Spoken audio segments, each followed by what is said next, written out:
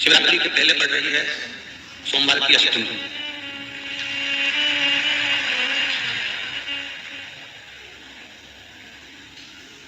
चार तारीख आस्था चैनल पर जितने शिव भक्त कथा को सुन रहे हैं, मोबाइल पर जितने शिव भक्त कथा को सुन रहे हैं, भगवान शंकर की कथा को जो धारण कर रहे हैं, पहली बार ऐसा योग लगा है शिवरात्रि। कई सालों के बाद, कई वर्षों के बाद ऐसा योग आया जिसमें शिव नवरात्रि के अंदर ही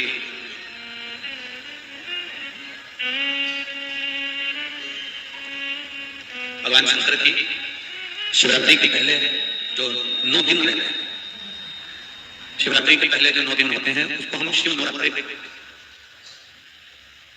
इन शिव नवरात्रि में बाबा जलाराम महादेव की कृपा से 3 चीजें बड़ी अच्छी पड़ रही है। एक आवाज बढ़ी है, फिर आवाज क्यों ना जा रही है? आप लड़कों को भेजा करो देखने के लिए।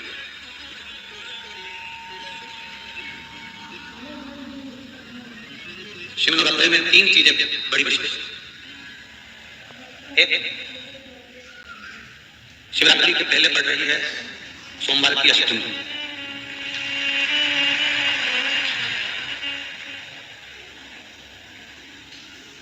आठ तारीख को सोमवार की अष्टमी पड़ेगी, जो देवरी में महादेव की प्रिय अष्टमी। सोमवार की अष्टमी के कई उपाय आप लोगों ने यूट्यूब पर देखे होंगे, कथाओं के माध्यम से देखे होंगे, सुने होंगे। 4 मार्च को सोमवार की अष्टमी। बहुत तकलीफ है और नहीं हो रहा काम, बहुत दिनों से लगे हो, नहीं हो रहा। हरा मूंग ले जाओ, मूंग के दाने तो रहते हैं घर में, केवल 31 मूंग के दाने लेकर जाइए, 31 चावल के दाने लेकर जाइए और 31 ही बेलपत्र लेकर जाइए। जिस दिन सोमवार की अष्टमी हो, कौन से दिन? सोमवार की अष्टमी हो, उस दिन शंकर जी के मंदिर में जाओ, 3 चीज लेकर जाओ, मूंग के दाने, चावल, बेलपत्र। चावल जो 31 लेकर गए हो, अपनी कामना कर कर शंकर जी की देहली पर रख दो, चौखट पर, कहीं पर भी एकांत में उसको रख दिया जाए। मूंग के जो दाने लेकर गए हो 31, वो नंदी के पास में, जो नंदी का पांव ऊंचा रहता है उस पांव के पास रख दीजिए। और जो 31 बेलपत्र लेकर गए हो, वो 31 बेलपत्र अशोक सुंदरी वाली दिल से बाबा से था। और इसी क्रम में फिर जो पड़ेगा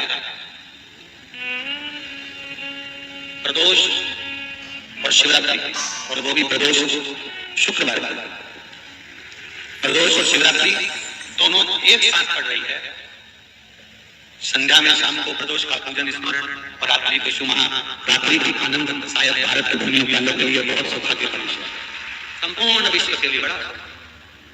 और फिर बाद में पड़ेगी फुलेरा, तुम क्या बोलो? फुलेरा जो शिव भक्ति के लिए कभी रही है।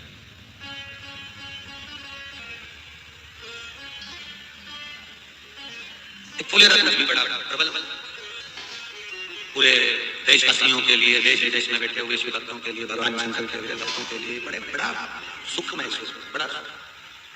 तो आप सभी भगवान शिव के कृपा से विनय कर दिया, भोलेनाथ आप ही ने दर्द दिया है, आप ही दवा देना। कर्जे से अवगत आपने कराया है, ये बताया कि मैं कर्जे में हूं, तो उस कर्जे को चुकाने के लिए आपको चलना पड़ेगा भोलेनाथ। चलिए देखो, फिर निवेदन करता हूं, फिर निवेदन कर रहा हूं, रोग से मुक्ति अगर देगा तो महामृत्युंजय देगा शिव, कर्जे से मुक्ति देगा तो शंकर देगा, व्यापार संपदा में धन भी देगा तो शिव ही देगा। जो नारायण को लक्ष्मी दे सकते हैं, चोर को कुबेर बना सकते हैं, वो देगा। क्यों ना उसको पकड़ा जाए भोलेनाथ। और ऋषि नारद कहते हैं हम भले कीचड़ में लग गए, कर्जे में लग गए, पर आप तो पिता हो ना। बहुत सुंदर बात किसी मंदिर पे लिखी थी, बहुत सुंदर बात किसी मंदिर के दरवाजे पे लिखी थी, जब आपका मन गंदा हो तब मंदिर जरूर आओ। क्यों? बच्चा कीचड़ में गिरता है तो पड़ोसी कपड़े साफ नहीं करता, बच्चा गंदगी में गिरता है तो पड़ोसी उसके कपड़े नहीं बदलता, बच्चा कीचड़ में गिरता है तो पड़ोसी उसको स्नान नहीं कराता, बच्चा कीचड़ में गिरता है तो कोई उसको साफ नहीं करता, साफ माँ और बाप ही करते हैं। देव ऋषि नारद कहते हैं आज मैं कीचड़ में गिरा हूं तो आप मेरे बाप हो, तुम्हें माता च पिता तुम्हें बंधुश्च सखा तुम्हें।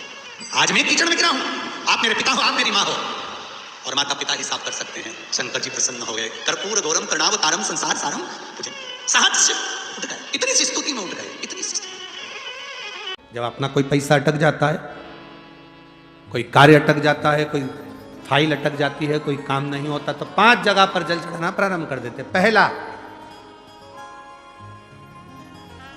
ये शिवलिंग जलाधारी, बीच में अशोक सुंदरी का स्थान, 5 जगह पर हम जल चढ़ाना प्रारंभ कर देते जब कोई काम अटकता। पहला गणेश जी के स्थान, दूसरा षडानंद कार्तिकेय का स्थान, तीसरे नंबर पर अशोक सुंदरी का स्थान, चौथे नंबर पर जलाधारी के चारों तरफ, और 5वां शिवलिंग का स्थान।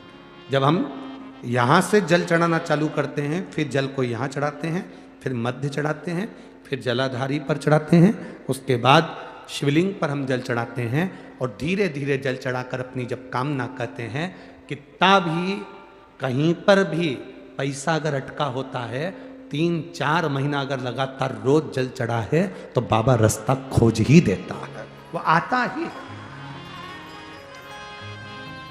चाहे कोई कंपनी में अटक गया, कोई कहीं अटक गया, या कोई फाइल अटक गई, या कोई कार्य अटक गया, तो बाबा सुनता है, निकालता है।